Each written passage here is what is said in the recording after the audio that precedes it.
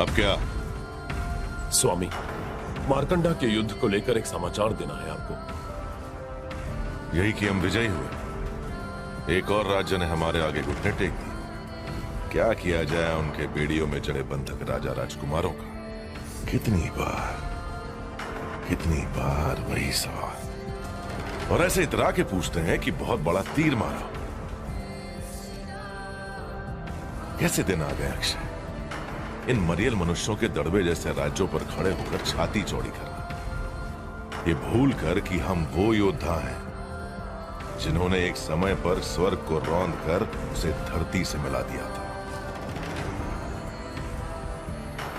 तो इस सूर्य को कौन से दिए की रोशनी से उजाला देने आए हो, युद्ध सेनापति कृदिम?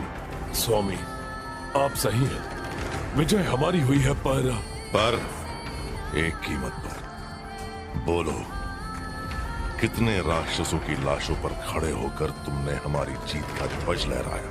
महाराज, इस बार नुकसान भारी हुआ है। सेना की कई टुकड़ियों को। गणित बताओ कृदिम। जी, 4 टुकड़ियां भर सैनिक, लेकिन हमने उसका ऐसा बदला लिया कि मकरंद के आसपास के सारे राज्य हमसे मुकाबला करने से पहले 1000 बार सोचेंगे। उनके मर्दों के साथ पूरा शहर जला दिया हमने।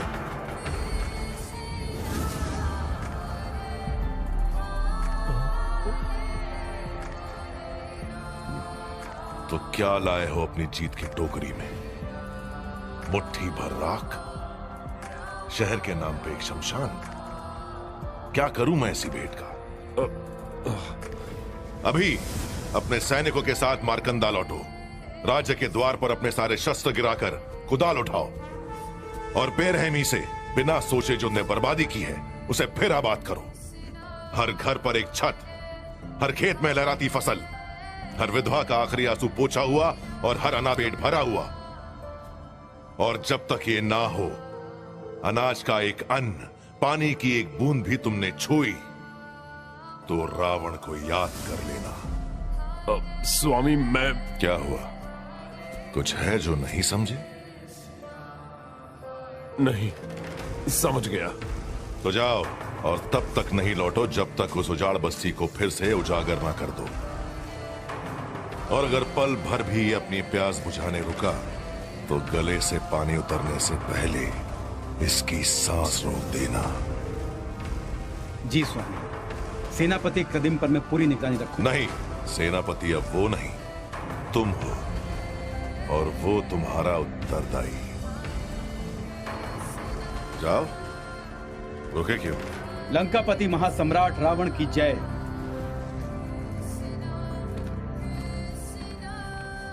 पुत्र, क्या हुआ?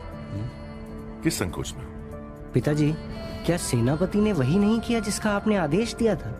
एक राज्य हासिल करना था, जो कि उन्होंने किया।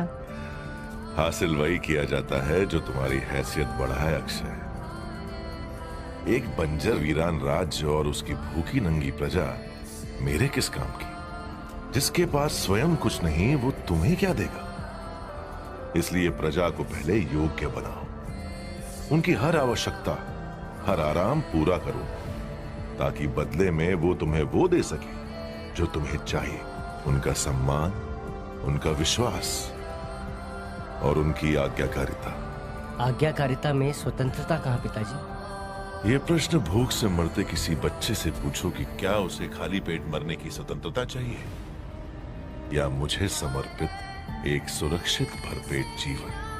और जिसके पेट में भूख नहीं, वो भला गुलाम क्यों बनना चाहेगा? गुलाम? अक्षय, हो सकता है कि एक दिन इस सिंहासन पर तुम विराजो। हाँ, तुम्हारे नियम अपने भाई से विपरीत होंगे, लेकिन अफसोस, अंजाम एक। मतलब? इंद्रजीत का राज डर पर चलता है, और तुम्हारा प्रेम से। ये दोनों कमजोरियां हैं जिसका दाम तुम दोनों अपनी मौत से चुकाओगे। उसकी हत्या किसी सताए के हाथ, और तुम्हारी किसी अपने के हाथ।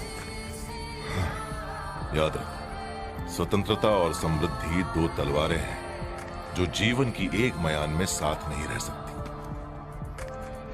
अपनी समृद्धि के लिए तुम्हें अपनी स्वतंत्रता देनी होगी बेटा।